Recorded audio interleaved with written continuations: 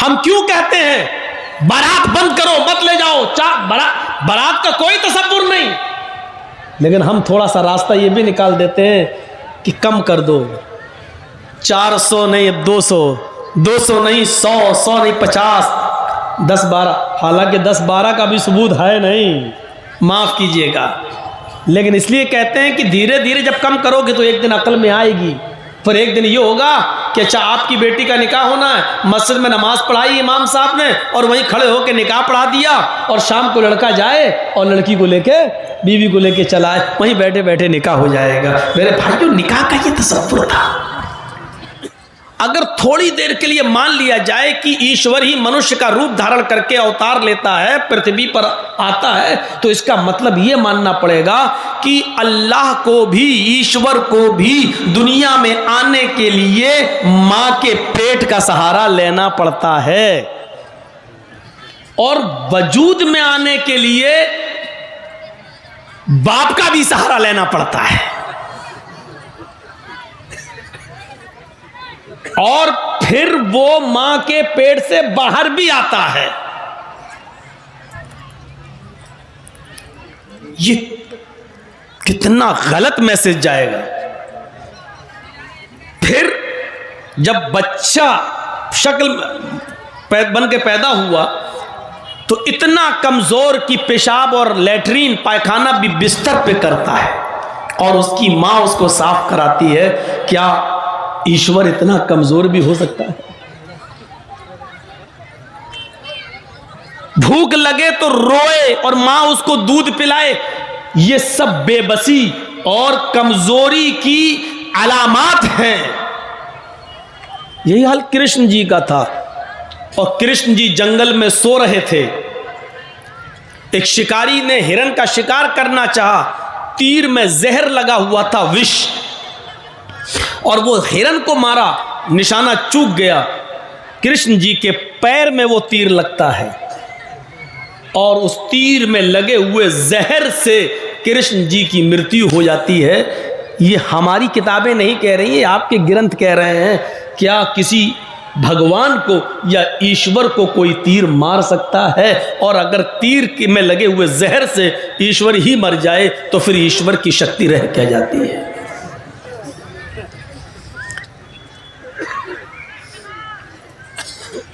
इसी से हमारे हिंदू भाइयों में यह अकीदा पैदा हुआ, यह आस्था पैदा हुई कि आत्मा ही परमात्मा है।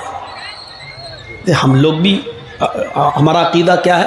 अल्लाह ताला ने आदम अलैहिस्सलातु वस्सलाम का दुनिया भर की मिट्टी से उनका पुतला बनाया, और पुतला बनाने के बाद उसमें रूह डाली, फूंका। तो जो फूंका था वो रूह जो आदम अलैहिस्सलाम के अंदर आई, तो उसी को हिंदू धर्म के अंदर ये कहा गया है कि वो रूह जो है, जो अल्लाह ने फूंका था, जो ईश्वर ने, उसको कैसे मौत आ सकती है? और यह हकीकत है कि रूह कहां मरती है?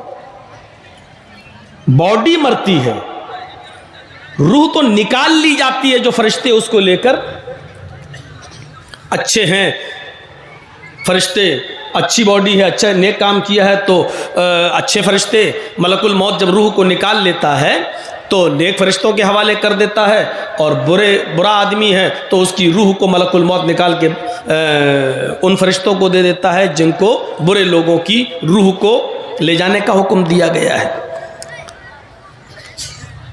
वो कहते हैं कि हमारे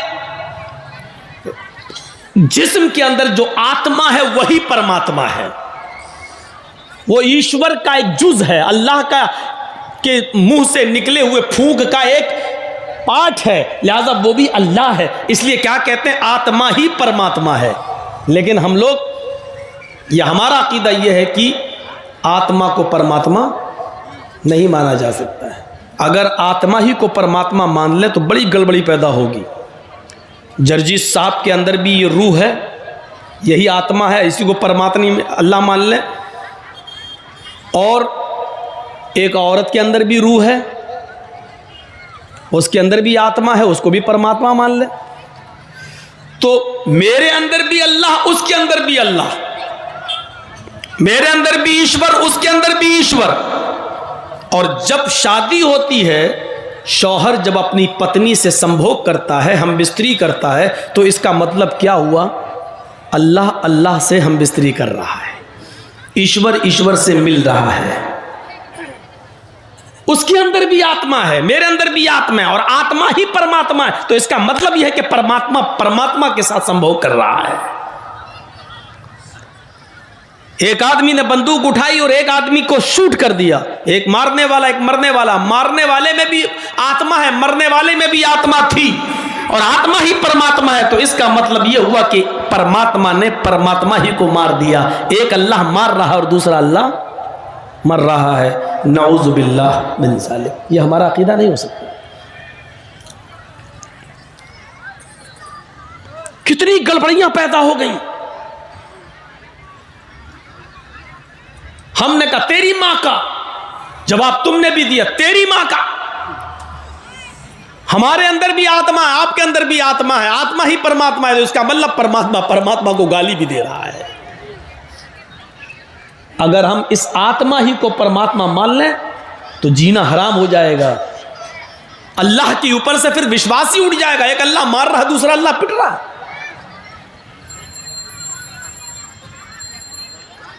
अल्लाह अल्लाह ही से नऊज़ु बिल्लाह सुम्मा नऊज़ु बिल्लाह संभोग कर रहा है, मिल रहा है। तो यह अकीदा बिल्कुल दुरुस्त नहीं है। अल्लाह कहां है? सुम्मा इस्तवा अलल अर्श, वो अर्श पर है। वो स्वयं अवतार ग्रहण नहीं करता, बल्कि मानव जाति में, इंसानों ही में से किसी मनुष्य को, जिसको वो चुन लेता है, मुंतखब कर लेता है, पसंद कर लेता है, उसको रसूल बनाता है और उसके पास अपना फरिश्ता भेजता है पैगाम देकर। उस फरिश्ते को हम जिब्राइल कहते हैं, और उसी फरिश्ते का नाम वेदों में परशुराम आता है, परशुराम। तो ये अकीदा सही नहीं है कि ईश्वर ही मनुष्य का रूप धारण करके पृथ्वी पर अवतार लेता है। ऐसा नहीं होता है। अगर ऐसा होगा तो गलत। अवतार का अब माना क्या हुआ? अवतार का माना हुआ अवतरित, जिसको उतारा जाए। ये पैसिव वॉइस है। अवतार मीनिंग क्या होगी? अवतरित, भेजा हुआ, जिसको भेजा जाए। अब सुनिए, जिसको भेजा जाएगा इसका मतलब यह है कि उसका भेजने वाला भी कोई होगा। आपको तकरीर सुनाई जा रही है, इसका मतलब यह है कि सुनाने वाला भी कोई है। आप पैदा किए गए हैं, इसका मतलब यह है कि आपका पैदा करने वाला भी कोई है। अवतार की मीनिंग हुई अवतरित, जिसको भेजा गया हो। इसका मतलब यह हुआ कि उसका भेजने वाला भी कोई है। लिहाजा भेजने वाले को हम क्रिएटर ऑफ यूनिवर्स कहते हैं, मास्टर ऑफ वर्ल्ड कहते हैं, सुपर पावर कहते हैं। और जिसको भेजा जाए वो इंसान ही हो सकता है, कोई दूसरी मखलूक नहीं। इसलिए कि इंसानों के लिए इंसान ही को नबी और पैगंबर बनाकर भेजा जाएगा, क्योंकि वो इंसान ही उसके लिए आइडियल और मॉडल और नमूना होगा। दूसरा कोई आइडियल और मॉडल नहीं हो सकता है। आखिरी नबी के बारे में वेदों ने, पुराणों ने साफ तौर पर उसका एक नक्शा खींच दिया है, उस दिशा का चित्रण कर दिया है, बता दिया है कि वो कब आएगा, किस युग में आएगा, किस जमाने में आएगा, किस शहर में आएगा, उसका बाप का नाम क्या होगा, उसकी मां का नाम क्या होगा, उसकी बीवियां कितनी होंगी, पूरा का पूरा बयान कर दिया है। और ताज्जुब, आश्चर्य दिए कि उसको हमारी किताबों में नहीं, खुद हमारे हिंदू भाइयों की किताबों में ऐसा खोल खोल के बयान कर दिया है कि पंडित अगर छुपना भी चाहेगा तो छुप नहीं सकेगा। इत्थे कलोगत प्राय जनेशु खरगर मिड़ी धर्मत्राय सत्वैने भगवानौ तृष्यति तथस्तु शंभल गिरा में सोत स्वजीव जात मंगलाचार्य बहुला पापिता विवजिज्जता तच्युतवा पुंडरी काचो ब्राह्मण विदम्बरीति भवने शंभलो विष्णु यश सुग्रह सुमति प्रादुर्भाव्यम। अभी इतने ही मंत्र रहने दीजिए, जरूरत पड़ेगी तो और पढ़ देंगे। इत्थकलोगत प्राय जनेशु खरगर मिड़ी, जब सारी जनता सारी पब्लिक खरगर मिड़ी जानवरों की तरह हो जाएगी, जुल्म का शिकार हो जाए, जुल्म करने लगेगी और मानवता उसके अंदर से, इंसानियत उसके अंदर से निकल जाएगी।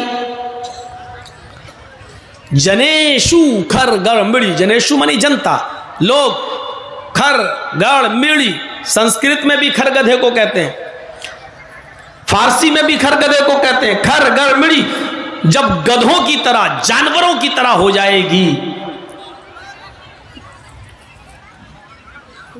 देखो ये बच्चे को, बेटा शादी हो गई तुम्हारी? इतना बेचैन क्यों हो, बार बार उठ रहे हो जा रहे हो? आप लोग थोड़ा सा ख्याल रखिए, पीछे से लोग उठ के जाएं हमें कोई प्रॉब्लम नहीं, सामने से नहीं। खरगर मिड़ जानवरों की तरह जब हो जाएगी, गधों की तरह। असल में गधे की मिसाल इसलिए दी कि गधा को समझता ही नहीं है, बीन बजाओ हॉर्न दो वही खड़ा है, उसको यही नहीं मालूम कि मेरा बाप कौन है, मेरी अम्मा कौन है, इसीलिए उसका नाम ही गधा पड़ गया। और कभी कभी ऐसा होता है कि आप गधे को हटाना चाह रहे हैं, हॉर्न बजा रहे हैं तो और गाड़ी के सामने आ रहा है वो, उसके अंदर अकल नाम की कोई चीज नहीं होती। तो इसलिए कहा गया कि जब जनता में अकल निकल जाएगी, खरगर मिड़ी बिल्कुल गधों की तरह हो जाएगी, धर्मत्राय,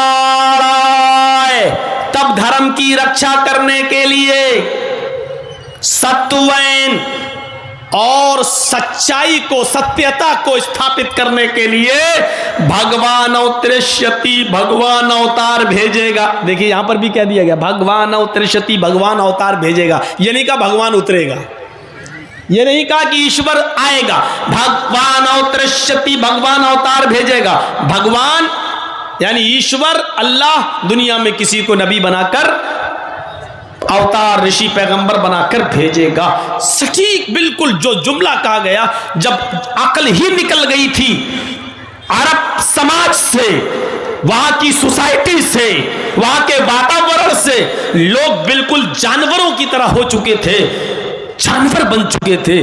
उसी वातावरण में और उसी माहौल में मोहम्मद रसूलुल्लाह सल्लल्लाहु अलैहि वसल्लम तशरीफ लाए। कैसा वातावरण था आपको बताऊं? मौलाना लोगों से आपने सुना होगा, क्या नहीं होता था वहां। बच्चा पैदा हुआ तो पैदा होने के बाद मां दूध नहीं पिलाती थी, पानी नहीं पिलाती थी, खजूर वगैरह नहीं उसको चटाती थी, शहद उसके हलक में नहीं डालती थी। सबसे पहले बच्चे की पैदाइश के बाद उसका बाप अपने बच्चे के मुंह में शराब की बूंदें, शराब के ड्रॉप्स, शराब के कतरे उसके मुंह में डालकर अपने खानदान का नाम रोशन करता था कि मेरे बच्चे के अंदर भी वही चीज पैदा होगी जो हमारे और हमारे खानदान के अंदर है, शराब पीने की आदत। जिसको पहला पैदा होने के बाद उसकी जबान, उसके मुंह, उसके हलक में सबसे पहले कतरा दूध का नहीं जाए, शराब का जाए, उस बच्चे की बुनियाद किस टाइप की होगी, ये हमें और आपको सबको सोचना चाहिए।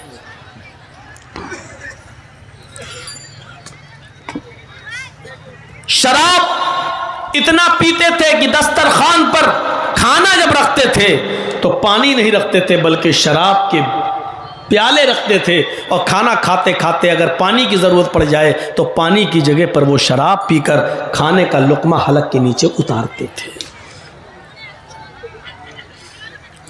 जुआ इतना खेलते थे कि जुए में दौलत हार गए तो मकान लगा दिया, मकान हार गए तो पत्नी लगा दी, और पत्नी भी जुए में हार गए तो जवान बेटी जुए में